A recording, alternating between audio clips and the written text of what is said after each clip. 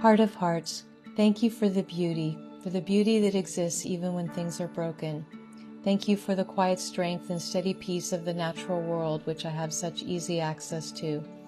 Thank you for the song in my own heart, for the songs of the world around me.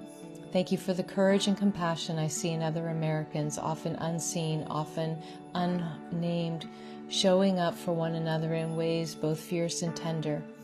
Thank you for the loving souls in my life, friends, family, and even strangers I may only meet for a moment, whose presence reminds me that connection is still possible. I bring to you the pain I feel and see with the actions of ICE in our country, the pain living in the hearts of people and in a culture that allows and perpetuates this violence. I bring the pain carried in the bodies and hearts of those being harmed now, and the pain that will be carried forward in the hearts of both the harmed and those who have participated in the harm. This feels like a wound of the heart, one that moves through people, systems, and time. Even under strain, my heart remains open. I see others resisting with love, courage, compassion, and commitment. I believe in the human heart, in our natural compassion, in our shared longing for connection, in the truth that we belong to one another. I see communities still standing where resistance is strongest, in voices that protest, grieve, and refuse silence. And beyond us, the earth, the cosmos, that which cannot be named, remains present, a steady source of love and healing. I believe the possibility for love and healing is still present, even in the midst of the most hardened of hearts. From everything I have named, a deep longing rises in me.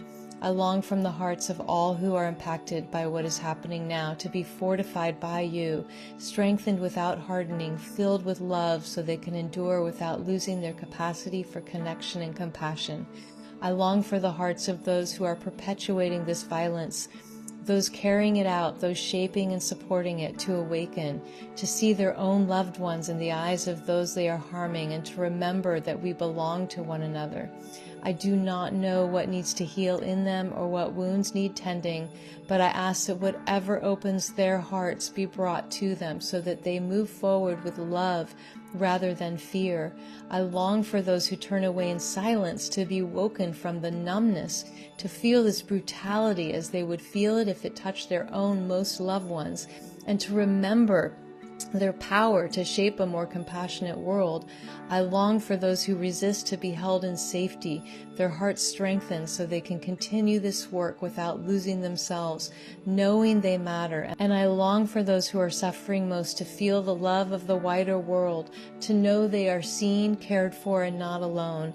This is the desire I carry. I offer it without certainty and without knowing how it will unfold. I do not know what will change or when or if it will. I do not know whether hearts will soften, whether violence will end, or whether suffering will lessen in the ways I can see. I don't know what will be asked of me or how long this will take or what it will cost. I only know that I can't control the outcome.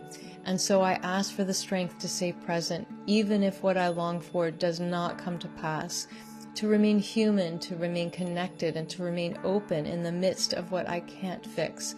I am committed to staying awake, present, and in love.